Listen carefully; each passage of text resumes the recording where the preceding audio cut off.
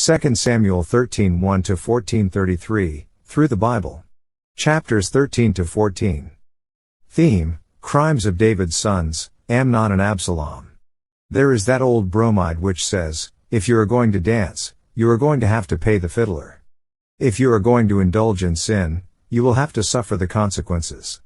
The Lord gives it to us straight in Galatians 6:7, Be not deceived, God is not mocked, for whatsoever a man soweth, that shall he also reap.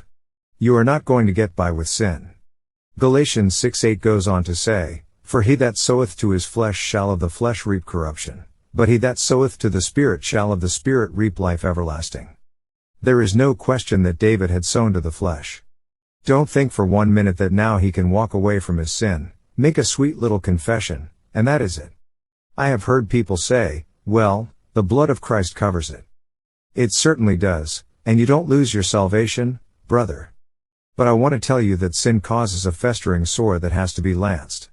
This brings us to chapter 13. David has made his confession of sin. God has told him, Your sin has caused my enemies to blaspheme me. I won't give you up, but you are not going to get by with it. Thank God that he will not give us up, but the chickens do come home to roost. David's daughter raped by his son. And it came to pass after this, that Absalom the son of David had a fair sister, whose name was Tamar, and Amnon the son of David loved her. 2 Samuel 13:1. Although Absalom and Tamar had the same mother and father, Tamar was Amnon's half-sister. David was their father, but they had different mothers. And Amnon was so vexed, that he fell sick for his sister Tamar, for she was a virgin, and Amnon thought it hard for him to do anything to her.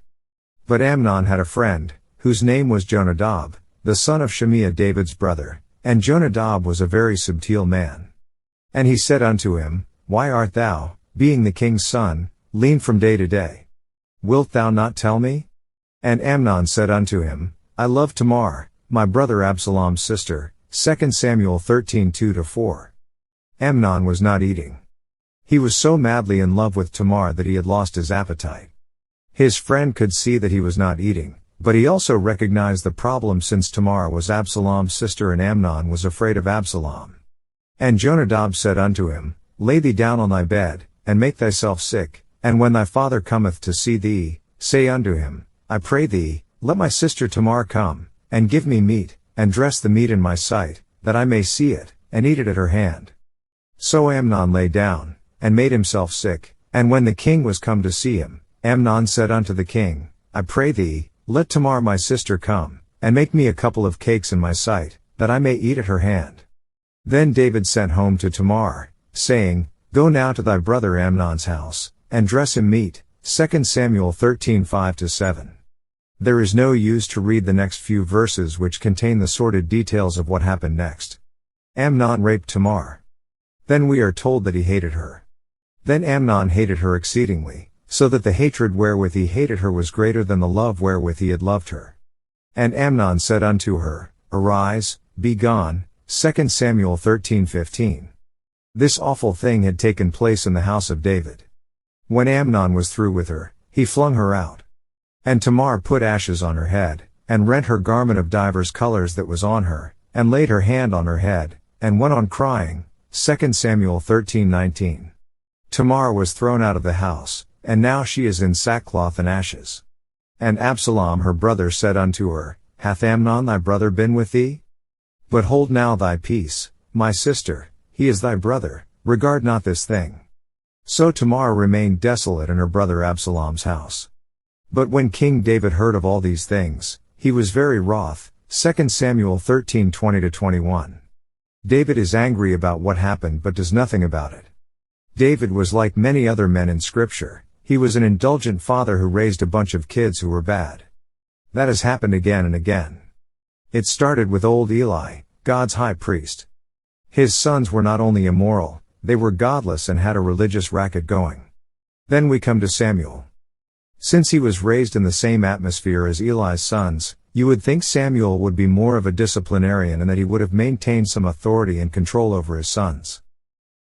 But his sons turned out to be corrupt and dishonest. Next we come to David. He knew Samuel, and he knew Samuel's sons. You would think he would have been more strict with his children, but he was not. He too was an indulgent father. He was angry about what Amnon did to his sister Tamar.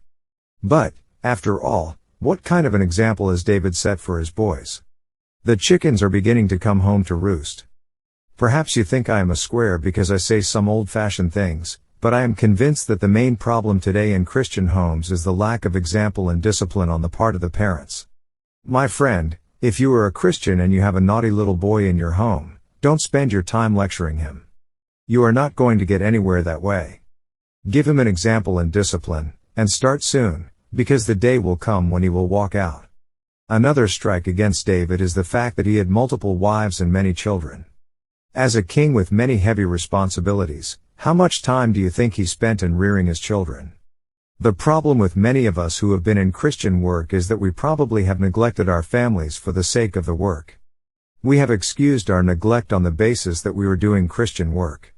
I must confess that if I could go back and do one thing over again, it would be to spend more time with my daughter when she was growing up. I now have grandchildren, and they are wonderful. I am enjoying them more than I enjoyed my daughter when she was a child. Do you know why? I was too busy when she was small. Now I am not so busy and I can spend time with my grandchildren. Christian parents need to realize that they need to spend time training their children. Don't get the impression that you are raising a little angel. There are many parents who treat a child as if he were a cross between an orchid and a piece of Dresden china. They believe that if they apply the board of education to the seat of knowledge they will break him in pieces or he will come apart. Proverbs 23:13 says, "Withhold not correction from the child, for if thou beatest him with the rod, he shall not die." David did nothing about the problem created by Amnon. So what happened? And Absalom spake unto his brother Amnon neither good nor bad. For Absalom hated Amnon, because he had forced his sister Tamar. 2 Samuel 13:22. This is David's home, friends. This is David's life at home. He did not get by with sin. God says that we will not get by with sin either. Absalom is marking time. He is waiting for the day when he can get even with Amnon. And that day will come. Amnon murdered by Absalom. I am not going into detail at this point, but the day came when Absalom killed Amnon. Absalom waited for 2 years before making his move. He invited the king's sons to a feast in connection with sheep shearing time. Since Absalom had shown no signs of wanting revenge, David let Amnon go and attend the party. Now Absalom had commanded his servants, saying, "Mark ye now when Amnon's heart is merry with wine, and when I say unto you, smite Amnon, then kill him, fear not, have not I commanded you? Be courageous, and be valiant." 2 Samuel 13:28. When the day came that Amnon's heart was merry with wine, Absalom had him killed. The message David received was that all his sons were dead. Then Jonadab told him that only Amnon was slain. "Now therefore let not my lord the king take the thing to his heart, to think that all the king's sons are dead, for Amnon only is dead." But Absalom fled. And the young man that kept the watch lifted up his eyes, and looked, and, behold, there came much people by the way of the hillside behind him. And Jonadab said unto the king, "Behold, the king's sons come, as thy servant said, so it is." 2 Samuel 13:33-35. Since Absalom actually plotted Amnon's murder, he has to flee. And it came to pass, as soon as he had made an end of speaking, that, behold, the king's sons came, and lifted up their voice and wept, and the king also and all his servants wept very sore. But Absalom fled, and went to Timei, the son of Ammihud, king of Geshur. And David mourned for his son every day. 2 Samuel 13:36-37. Absalom's mother was a daughter of the king of Geshur, and this is one reason why Absalom fled to him. As I have pointed out before, David made a mistake in marrying this foreign woman. Remember that he had married this woman during his lapse of faith when he withdrew from the land. She bore the king 2 very attractive children. One was Absalom and the other was Tamar. Apparently David did not discipline this wild boy, who was the son of a pagan and a Bedouin. In a way, Absalom seems to be justified in what he did, since David did not take matters into his own hands when Amnon sinned. So Absalom fled, and went to Geshur, and was there 3 years. And the soul of King David longed to go forth unto Absalom, For he was comforted concerning Amnon, seeing he was dead. 2 Samuel 13:38-39. After Absalom took Amnon's life, he fled. David wanted to bring him back, but he did not. David mourned for him, and that is all he did. He mourned for him and wished for his return. Absalom, I believe, was more like David than any of his other sons. I think it was David's intention that Absalom succeed him as the next king of Israel. That ambition also lurked in the mind of Absalom, as we shall see. David permits Absalom to return. Now Joab the son of Zeruiah perceived that the king's heart was toward Absalom. And Joab sent to Tekoa, and fetched thence a wise woman, and said unto her, I pray thee, feign thyself to be a mourner, and put on now mourning apparel, and anoint not thyself with oil, but be as a woman that had a long time mourned for the dead, and come to the king, and speak on this manner unto him. So Joab put the words in her mouth. 2 Samuel 14:1-3. Joab grew up in the vicinity of Tekoa and may have known this woman from earlier days. And when the woman of Tekoa spake to the king, she fell on her face to the ground, and did obeisance, and said, Help, O king. And the king said unto her, What aileth thee? And she answered, I am indeed a widow woman, and mine husband is dead.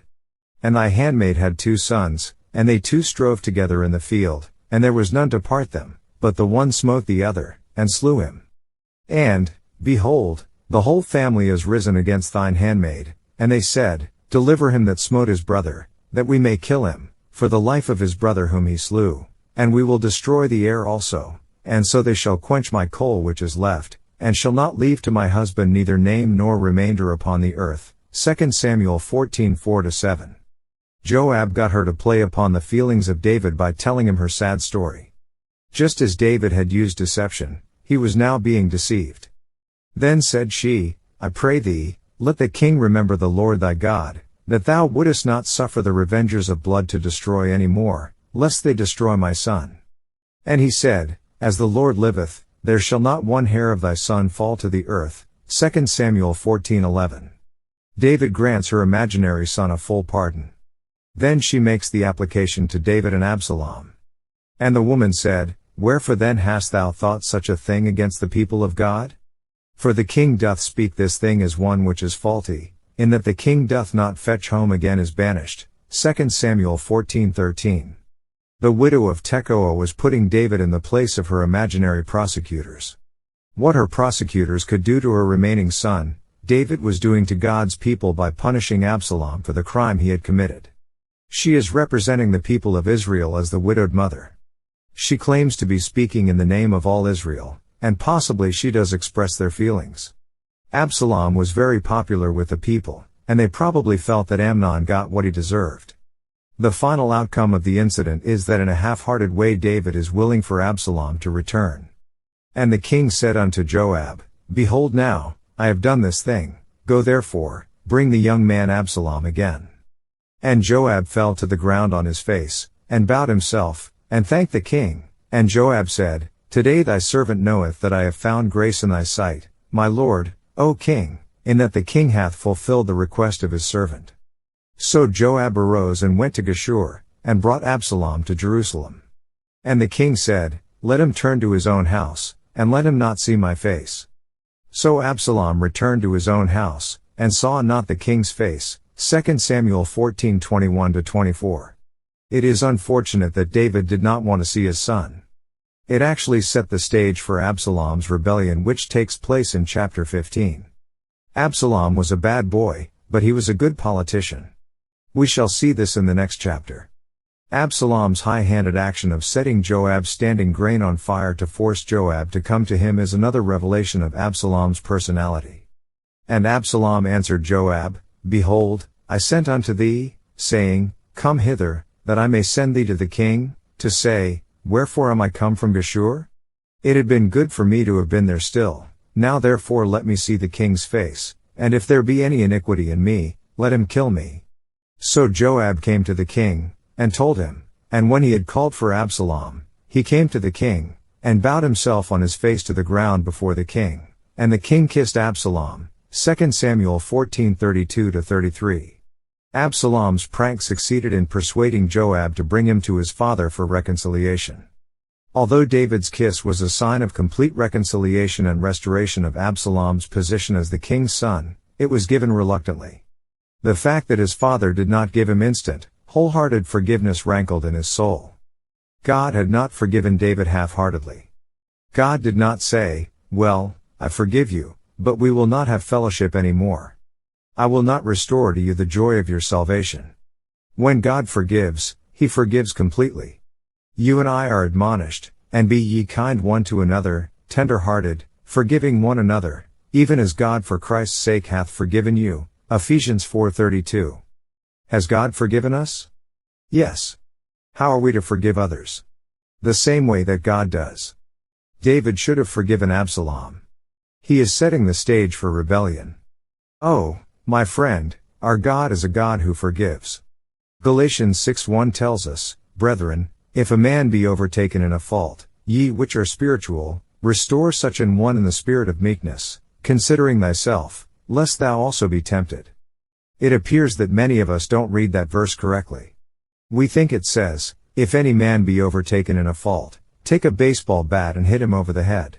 We are reluctant to forgive, and we can be very mean at times, very unloving, and critical. There are times when the truth should be spoken, but when forgiveness is asked for, it should be extended immediately. David made a blunder in not forgiving his son as God had forgiven David. He will live to regret it.